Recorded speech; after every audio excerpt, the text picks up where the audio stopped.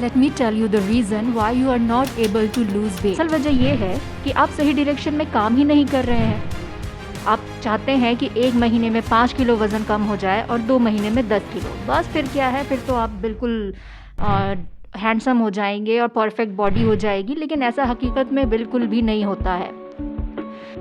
आप गलत डायरेक्शन में काम करेंगे तो आपको रिजल्ट भी सही नहीं मिलेंगे।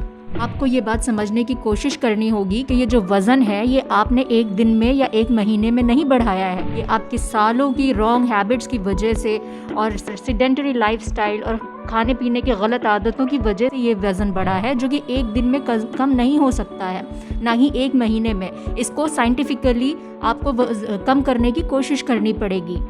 वेट लॉस कम के लिए क्विक नहीं, सस्टेनेबल वेट लॉस प्रैक्टिसेस की ज़रूरत होती है। सस्टेनेबल वेट लॉस मतलब ऐसा वेट लॉस जिसमें जब आप वज़न कम कर लें तो वज़न इस तरह जाए कि वो वापस ना आए। साइंटिफिकली आपको अपने वज़न का 1 साल में 10% तक के कम करना होता है। यानी अगर आपका वेट अगर आज 100 kg है तो आपको 1 साल तक कोशिश करते करते इसका 10% यानी 10 किलो कम करना पड़ेगा।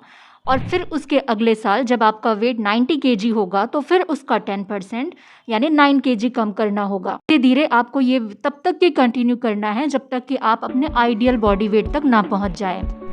आई know it will take some time और हम सब चाहते हैं कि बहुत जल्द हमें रिजल्ट मिले, और हकीकत मानिए ये जल्दी हमें लॉन्ग टर्म में बहुत भारी पड़ जाती है। इसीलिए भले ही ये वक्त लग रहा है, बट यकीन रखिए जब आप इस तरह से वेट लूज़ करते हैं तो ये आपका वेट वापस नहीं आता है। Remember one thing, that patience is the key to success.